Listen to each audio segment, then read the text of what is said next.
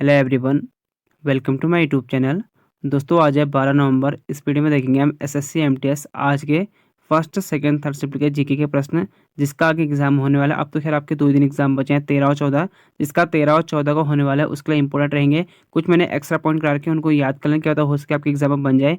बाकी मैंने आप खैर 30 सितंबर से आपके एग्जाम स्टार्ट हुए थे और आज आपके 12 नवंबर हो गए। यहाँ तक कि मैंने आपको पीडीएफ दे रखी है, अगर आपको चाहिए होगी तो लिंक आपको मैं डाल दूंगा डिस्क्रिप्शन में, वहाँ से आप डाउनलोड कर लेना। और नहीं तो आपको मैंने एक व्हाट्सअप नंबर दे रखा है, यहाँ भी आप मैसेज करके इस ले सकते हो। ठीक है, 8475927328 फ्री ऑफ कॉस्ट। ठीक है, तो 12 नंबर के फर्स्ट पे देख लेते हैं हम। The Mauryan the legend of Ashoka किसकी पुस्तक है? कोमल भंवर की। ठीक है, इस किताब में बताया गया है कि क्या अशोक अपने दुश्मन को हरा पाएगा या अपने ही आंतरिक दामन उस पर हावी हो जाएंगे। बुक से आपके एग्जाम में हर शिफ्ट में क्वेश्चन बन रहे हैं। नेपाल का राष्ट्रीय पशु क्या है? तो गाय है। नेपाल का राष्ट्रीय पशु गाय है। नेपाल ने 20 सितंबर 2015 को अपना संविधान अपनाया था, यानी अपने संविधान में अपनाया था कि राष्ट्रीय पशु जो होगी गाय होगी। और यहाँ का जो राष्ट्रीय फल है वो है ऑरेंज, नारंगी। और भारत का क्या है, मुझे कमेंट करके बताना कि भारत का नेशनल फ्रूट क्या है, फल क्या है। 86 संविधान संशोधन किस वर्ष हुआ था? ये आपके कल के शिफ्ट में बना था कि कल के शिफ्ट में बना था कि 86वें संविधान संशोधन 2002 में। उस वक्त भारत के प्रधानमंत्री कौन थे पूछा गया था कल के शिफ्ट में। और आज पूछा गया था कब हुआ था, 2002 में हुआ था। और इस वक्त थे अटल बिहारी वाजपेयी। देखो, भारतीय संविधान में जो मौलिक कर्तव्य जोड़ने का श्रेय जाता है इंदिरा गांधी को। ठीक है, और ये आपके थर्ड शिफ्ट में पूछा गया क्वेश्चन है। आज के आपके 12 नवंबर के थर्ड शिफ्ट में ये क्वेश्चन बन चुका है। भारतीय संविधान में मौलिक कर्तव्य को जोड़ने का श्रेय इंदिरा गांधी को जाता है। 10 मौलिक कर्तव्य को 1976 में 42वें संविधान संशोधन अधिनियम के जरिए जोड़ा गया था। ठीक है, कब? 42वें संविधान संशोधन अधिनियम 1976 द्वारा। बाद में जो आपका 11 जोड़ा गया था वो 2002 में जोड़ा गया था, 86 कॉन्स्टिट्यूशन अमेंडमेंट एक्ट 2002 के तहत जोड़ा गया था। 11 मौलिक कर्तव्य 2002 में जोड़ा गया था। 11 मौलिक कर्तव्य प्रधानमंत्री अटल बिहारी वाजपेयी के कार्यकाल में संविधान में जोड़ा गया था। उस वक्त कौन थे? अटल बिहारी वाजपेयी। और 76 में इंदिरा गांधी। स्वर्ण सिंह समिति की सिफारिश पर 1976 में 42वें संविधान संशोधन अधिनियम के आधार पर अनुच्छेद 51 के ए के तहत संविधान के भाग 4 ए में 10 मौलिक कर्तव्यों को जोड़ा गया था। देखो, ये हैं 11 मौलिक कर्तव्य, इनको याद कर लो। कभी भी एग्जाम में बन जाता कि आपके 51 का ए में क्या है, तो ए में है संविधान का पालन करना और उसके आदर्शों और संस्थानों, राष्ट्रीय ध्वज और राष्ट्रगान का सम्मान करना। और बी में है उन महान आदर्शों को सजोना और उनका पालन करना जिन्होंने हमें भारतीय स्वतंत्रता संग्राम प्रेरित कहते हैं फ्रीडम फाइटर के बारे में बताया गया है। सी देख लो, डी सब याद करना है आपको। ठीक है, ए बी सी डी करके। एफ जी एच में क्या लिखा गया है? आई जे एंड के आपका जोड़ा गया था 86वें संविधान संशोधन अधिनियम 2002 के तहत जोड़ा गया था। जैसे माता पिता द्वारा जो अपने बच्चों को 14 वर्ष जो आपके ऊपर के हैं उनको, 14 वर्ष से नीचे वाले आयु को उनको स्कूल भेजना, उनको एजुकेशन प्रोवाइड कराना। विशेष सुरक्षा समूह ने SPG स्पेशल प्रोटेक्शन ग्रुप, इसके चीफ कौन है? आलोक शर्मा बने हैं। और करंट अफेयर आपकी जो है 2023 की पूछी जा रही है अभी तक। जॉन डाल्टन ने परमाणु सिद्धांत किस वर्ष दिया था? तो 1808 में दिया था। बिरजू महाराज किस नृत्य से संबंधित है? ये कथक से है। ये आपको मैं बहुत बार आपको मैं 30 सितंबर से करा रहा हूँ ये आपको। और आपके अभी तक जितने भी क्वेश्चन है ना, तो सब कुछ बन चुके हैं आपके एग्जाम में। रुक्मणी देवी बन चुका है, यामिनी कृष्ण मूर्ति बन चुका है, मल्लिका साराभाई बन चुका है, ये सारे के सारे बन चुके हैं। और ये पदम, ये भी आपके अभी सेकंड शिफ्ट में बना हुआ क्वेश्चन है, ये भी आपको मिल जाएगा अभी देखना। तो ठीक है, ये बिरजू महाराज, आपके बिरजू महाराज कहाँ है? कथक से। तो बिरजू महाराज ये देख सकते हो आप। बिरजू महाराज पूछ लिया गया है, पंडित सुंदर प्रसाद पूछ लिया गया है, सोना नारायण, ये सब पूछ लिया गया है। अगर आपका कल एग्जाम है तो इनको जरूर पढ़ के ना, आपका 1 नंबर यहाँ से जरूर बनना है। ठीक है, सभी याद करना है आपको, इनको याद कर लो। 8 शास्त्रीय नृत्य हैं।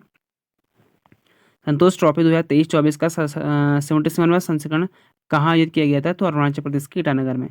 झारखंड में कौन सा स्टील प्लांट है? बोकारो स्टील प्लांट है। ये जो है आपके, यह स्वतंत्र, ठीक है, यहाँ पर स्वतंत्र होगा। स्वतंत्र भारत के प्रथम स्वदेशी इस्पात है। कौन सा? स्वदेशी इस्पात है, यानी भारत में जो पूर्ण रूप से भारत से बनाया गया था। बाकी आपके जो और तो खैर कोई जर्मनी की मदद से बनाया गया था, कोई इंग्लैंड की मदद से बनाया गया था, लेकिन ये आपके पूरे प्रथम स्वदेशी इस्पात संयंत्र के रूप में जाना जाता है। सन 1964 में यह एक लिमिटेड कंपनी के रूप में निगमित किया गया था। कौन सा? बोकारो स्टील प्लांट है। इसे BSP के नाम से भी जानते हैं। 1970 में किस कुचिपुड़ी डांसर को पद्म भूषण मिला था? कमला कुमारी को। मेहरा नगड़ किला किसके द्वारा बनाया गया था? तो राव जोधा द्वारा बनाया गया था। मेहरा नगड़ किले को 1459 में राव जोधा द्वारा जोधपुर में बनवाया गया था। डबल फॉल्ट शब्द का प्रयोग किस में किया जाता है? टेनिस में। तो कुछ खेलों के देख सकते हो आप, मैदान में खेले जाने वाले टेनिस के ये नाम है: volley, smash, service, back head, driver, advantage, deuce, double fault. Volleyball के देख लो, और स्नूकर। अब आओगे भी कबड्डी। कबड्डी की इंपॉर्टेंट है, ये भी एग्जाम में आपके बन सकता है आगे, अगर ऐसे जेडी वाले हो तो आप इंपॉर्टेंट है। कैंट, रेडर, या बार बार एग्जाम में बनता आपका। अगला है, कौन सा कार्बोहाइड्रेट दूध में मौजूद होता है? Lactose disaccharide. पैसा एक्ट लागू करने वाला पहला राज्य कौन सा है? ये हुआ था जनवरी 2017 में गुजरात में। अलीवर्दी खान मृत्यु के बाद बंगाल का शासक कौन बना था? सिराजुद्दौला। मोगूबाई कुर्देकर किस संगीत घराने से ताल्लुक़ रखती हैं? तो आगरा घराने व जयपुर घराने से। ठीक है। मोगूबाई कुर्देकर को कला के क्षेत्र में भारत सरकार द्वारा सन 1974 में पद्म भूषण से सम्मानित किया गया था। यह महाराष्ट्र से हैं, और इनका जो आपका ये 1904 में पैदा हुए थे, और 2001 में इनकी मृत्यु हो गई थी। ठीक है, 97 वर्ष में। किस विटामिन में कोबाल्ट होता है? विटामिन B12 में। 1978 में कुचिपुड़ी नृत्य के लिए पद्मश्री पुरस्कार से किसे सम्मानित किया गया था? तो यामिनी कृष्णमूर्ति प्लस डॉक्टर वेम्बती चिन्ना सत्यम को।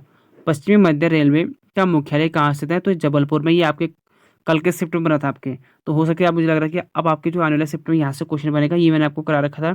आगे देखो, आपको आप मैंने आपको व्हाट्सएप नंबर दे रखा है, वहाँ मुझे मैसेज कर लेना, या तो नहीं तो आपको डिस्क्रिप्शन में लिंक डाल दूंगा।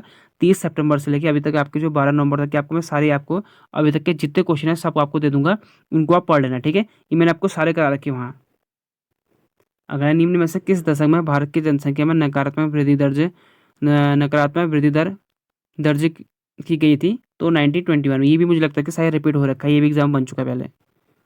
भारतीय राष्ट्रीय कांग्रेस के प्रथम महिला अध्यक्ष कौन बनी है? Annie Besant. यहाँ से भी क्वेश्चन बन चुका है पहले, ये क्वेश्चन नहीं बनाएगी प्रथम, लेकिन एनी बेसेंट से क्वेश्चन बन चुका है।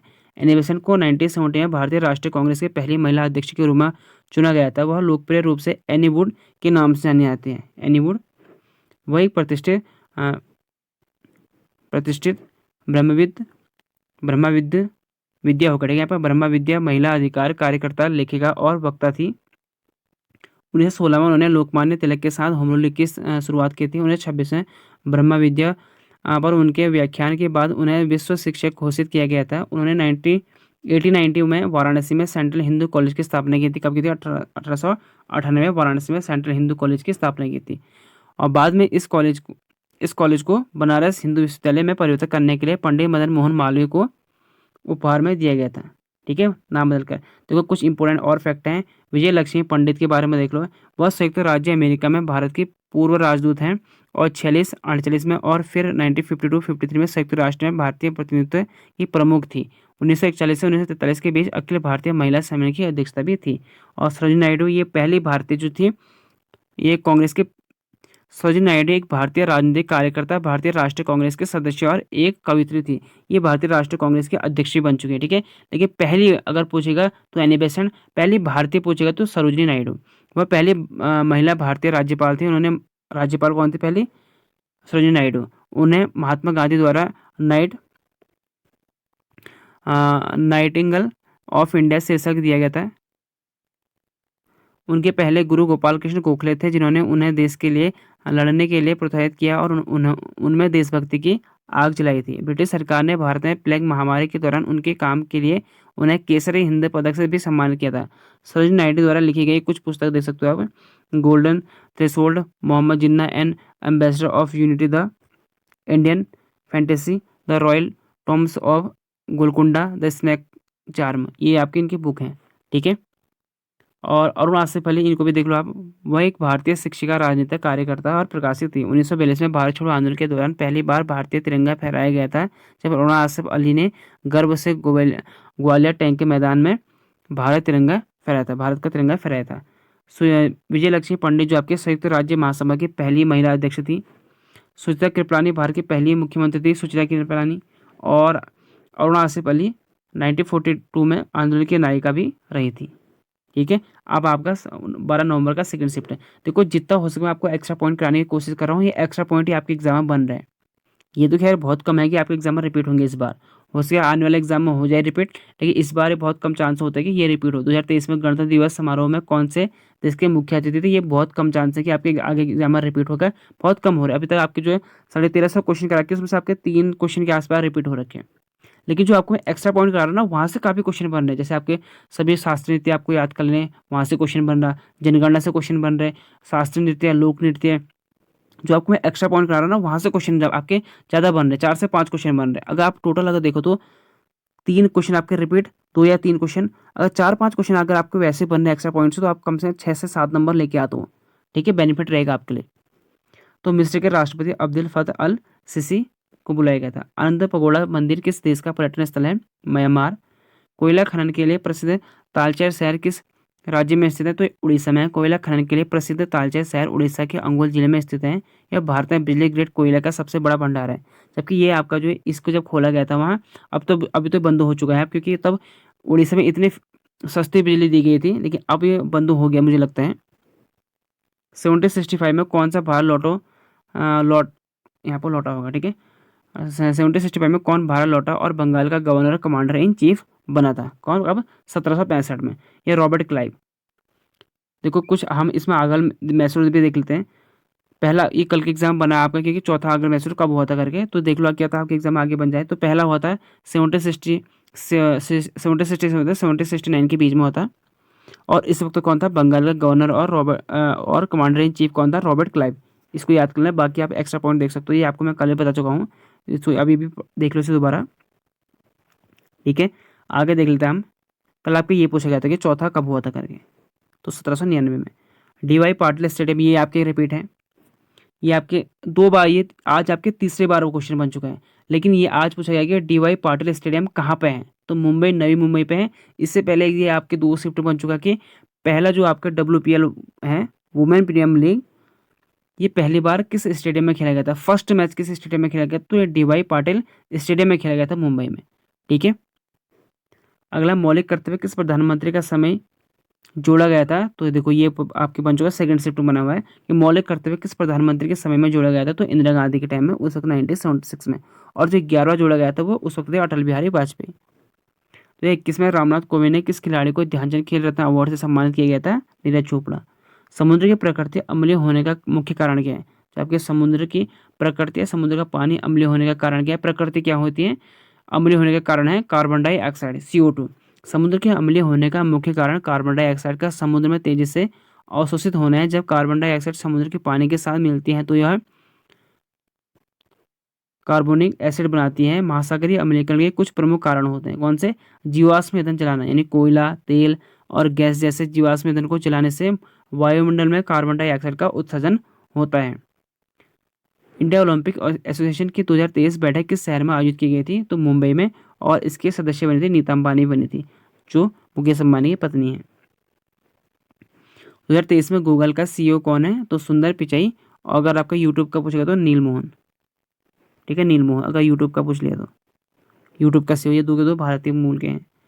अब ये क्योंकि अभी हाल में आपके वर्ल्ड बैंक का पूछा गया था, वर्ल्ड बैंक के अध्यक्ष कौन है? तो अजय बंगा, ये भी भारतीय मूल के हैं ना, इसलिए बन सकता है एग्जाम में। सेवा स्वरोजगार महिला संघ बैंक एक सहकारी बैंक है, भारत में लॉन्च किया गया था, तो 1972 में गुजरात में किया गया था। अनुच्छेद 171 का संबंध किससे है? तो ये विधान परिषद के प्रावधान से संबंधित है। जैसे आपने देखा होगा सेंटर में जो केंद्र में होते हैं, लोकसभा और राज्यसभा होते हैं, लोकसभा प्लस राज्यसभा। तो वैसे स्टेट में होते हैं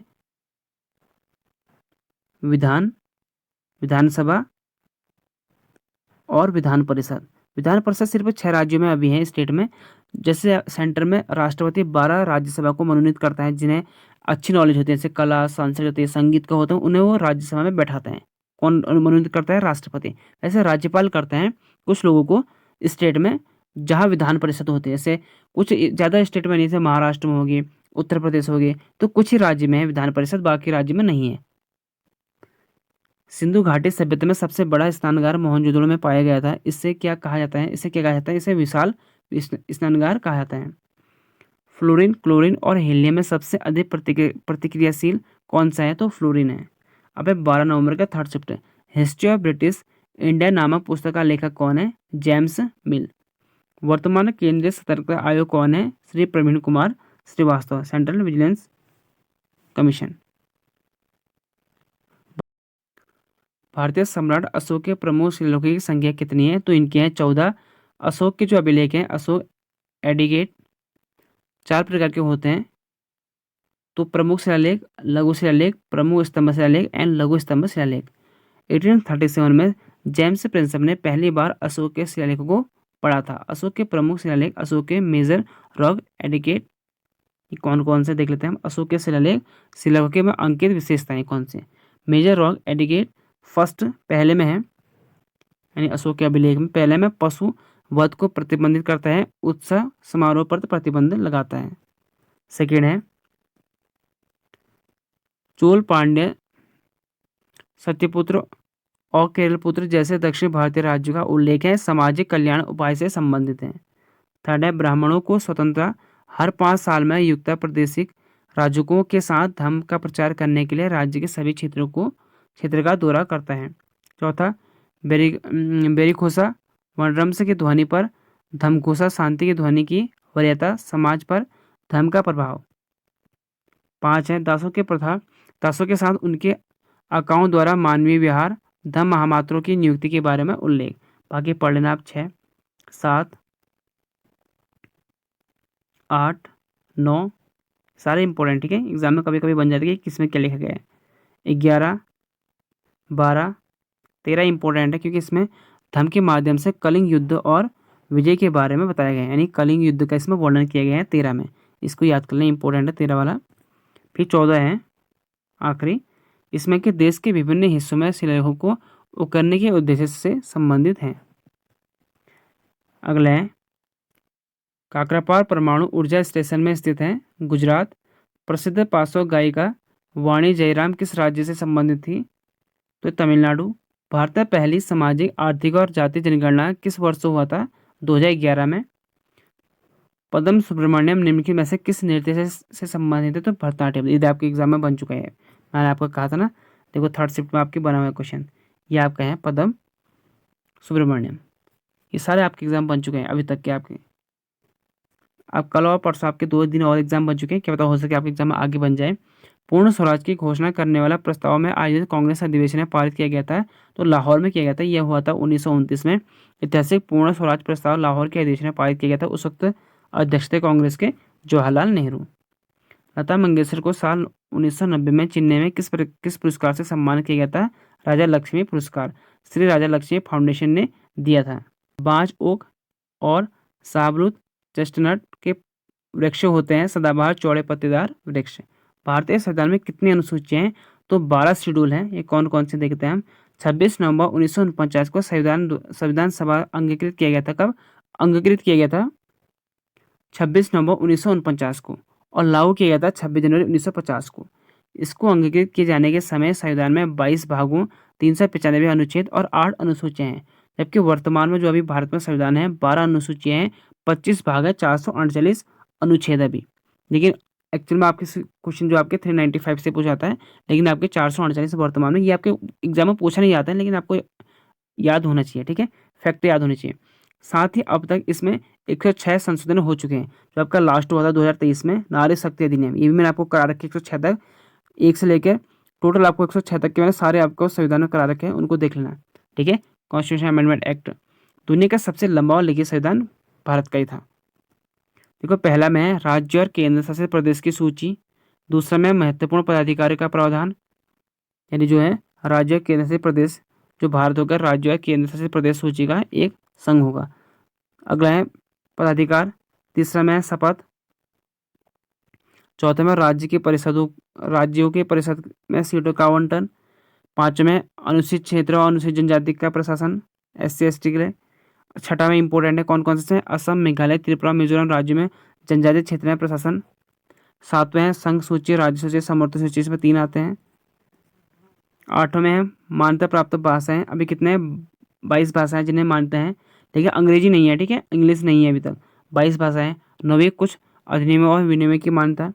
10वां दल बदल, 11वें पंचायतों की शक्ति के अधिकार और उत्तरदायित्व, और 12वें नगर पालिका की शक्ति, अधिकार और उत्तरदायित्व।